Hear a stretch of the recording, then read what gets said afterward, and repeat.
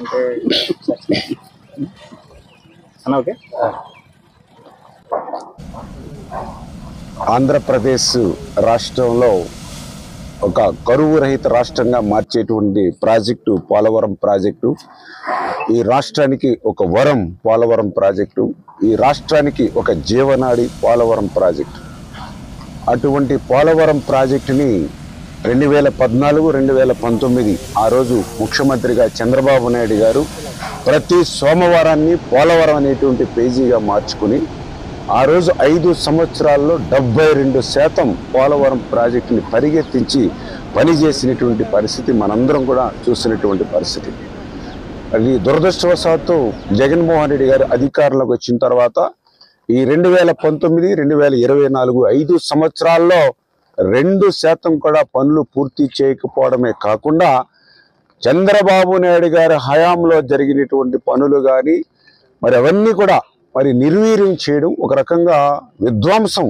మరి ఈవేళ చంద్రబాబు నాయుడు గారి పనులన్నింటినీ కూడా జగన్మోహన్ రెడ్డి చేయడం చాలా దురదృష్టకరమైన విషయం.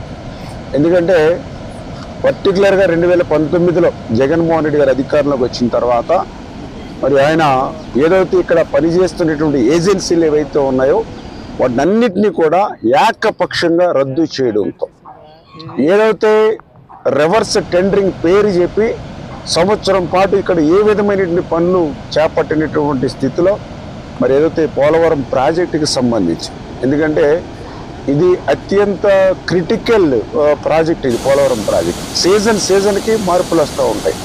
అటువంటి పరిస్థితులను కూడా దృష్టిలో పెట్టుకోకుండా మరి ఈవేళ పోలవరం ప్రాజెక్టుని ముంచేసినటువంటి పరిస్థితి ఏదైతే 5 సంవత్సరాల్లో చూసామో దానిని మళ్ళీ పునర్నిర్మాణం చేయడానికి మళ్ళీ చంద్రబాబు నాయుడు గారు రేపు సోమవారం పోలవరాన్ని ఇచ్చేస్తూ ఉన్నారు. ఖచ్చితంగా ఏదైతే మరి ఇక 5 సంవత్సరాల పోలవరం విధ్వంసం ఏదైతే ఉందో, ఎందుకంటే ఆ మాట మేమేదో తెలుగుదేశం పార్టీ ప్రభుత్వ పరంగా మేము చెప్పట్లా, సాక్షాత్తు ఐఐటి హైదరాబాద్ వాళ్ళు చెప్పారు. ఏదైతే మరి నీతి ఆయోగ్ కమిటీ ఒక రిపోర్ట్ ఇమ్మని ఐఐటి హైదరాబాద్ని కోరితే వాళ్ళు రిపోర్ట్ ఇచ్చారు. ఇది ప్రకృతి